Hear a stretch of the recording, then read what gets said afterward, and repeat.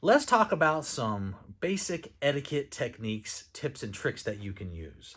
Did you know, for instance, that the number one thing that members want when they join a club is name recognition?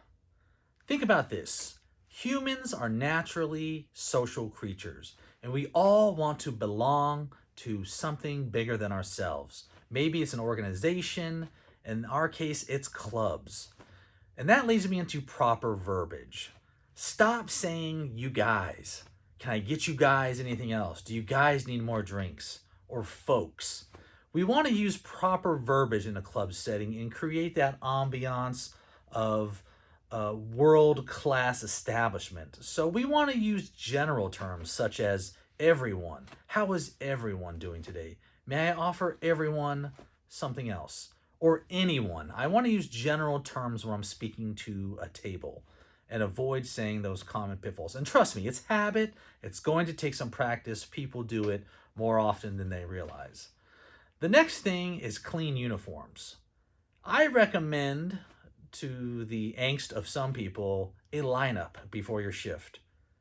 I'm looking at fingernails, aprons, shirts, shoes, and making sure that servers have their proper tools. Why? Because you have to dress to impress, and you have to dress for the part you want. You've heard those sayings, but you want to appear clean. You don't want somebody with wrinkly shirts or mustard stains on their aprons serving you a fine dining meal. So you got to keep those things in mind. The next thing is that servers need to have the proper tools. And by tools, I mean some sort of an order booklet to keep track of their orders and their checks, a few pens, not just one pen, because if that pen dies, you're in trouble.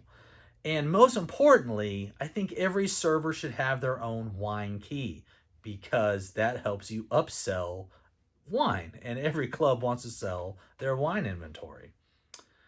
Another area of concern that's changed over the last decade is cell phone use. And everybody's got cell phones nowadays. It's hard to keep people off of their phones. But my advice to you is don't have your cell phone or be staring at your cell phone while you're on the floor. If you're in the kitchen or behind the scenes or in the restroom on a break, that's one thing.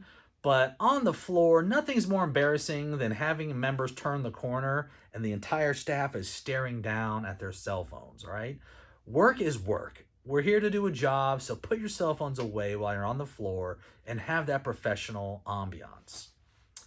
Also, you want to keep an eye on your teammates. Have you ever been taking an order of a table of 10 or 12 people and you have big menus and they're stacking up in your hands and it's harder and harder for you to write?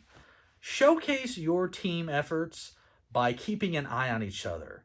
And when I see somebody that has a huge stack of menus trying to take orders, I'll rush over to them and say, "Excuse me, let me get those menus, all right?" The members see that you're helping each other out and you're trust me, it's going to come back to you in some way in the future of somebody helping you out when you need it.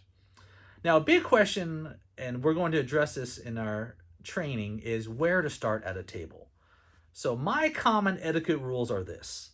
If it's a table of five people or less, I usually start with the ladies. I'll take all the ladies' orders first.